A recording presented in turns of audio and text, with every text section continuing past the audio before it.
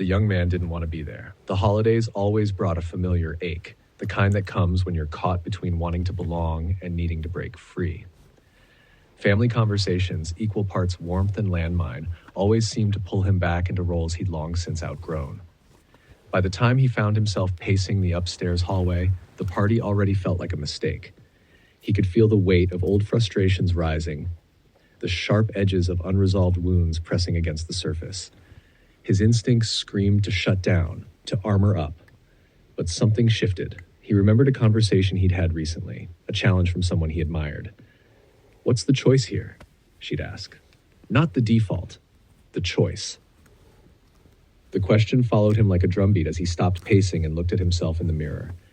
He could retreat, let the evening dissolve into another tally for the never again column, or he could step back in, choose better, not because it was easy, but because it was necessary.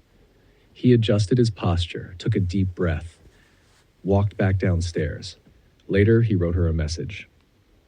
"You already know you're right, and thus it shouldn't surprise you that the moment I came back downstairs into the party with a better attitude, a bunch of awesome shit happened all at once. You never cease to dazzle and enchant, despite my quips to the contrary. Your wisdom always pushes me toward the light, and for that, I'm grateful."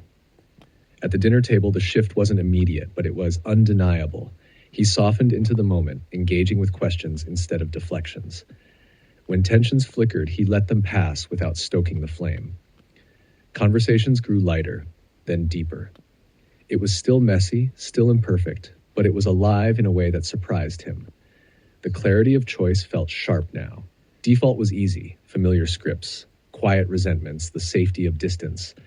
But choice demanded presence. It required leaning in, meeting people where they were, and deciding to act in alignment with who he wanted to become. Later, he reflected on something she'd told him. Walking toward the light doesn't erase the tunnel, but it helps you appreciate it for what it is. A passage, not the end. That night, he finally understood. The holidays weren't just awkward gatherings. They were a crucible, a chance to rewrite, to test the edges of growth, to heal. And healing, he realized, wasn't just about him. His family carried generations of scars, unspoken grievances that had shaped them all. He couldn't fix that in a single evening, but he could change his place in it. "The sprinkles of your magic have me on such a high," he wrote in another message. "It's been exponentially easier to forget, or maybe even appreciate, the tunnel." As the new year loomed, the weight of possibility settled on him. Healing wasn't a straight line. It was a spiral, moving forward and back at once. He'd heard once that the work done today could undo 7 generations of pain. Maybe more, maybe less. But the idea comforted him, that the ripples of today could echo backward and forward, mending fractures both seen and unseen. The thought sharpened into a question. What will you choose today? Choice didn't promise perfection, but it offered progress, and that, he realized, was enough.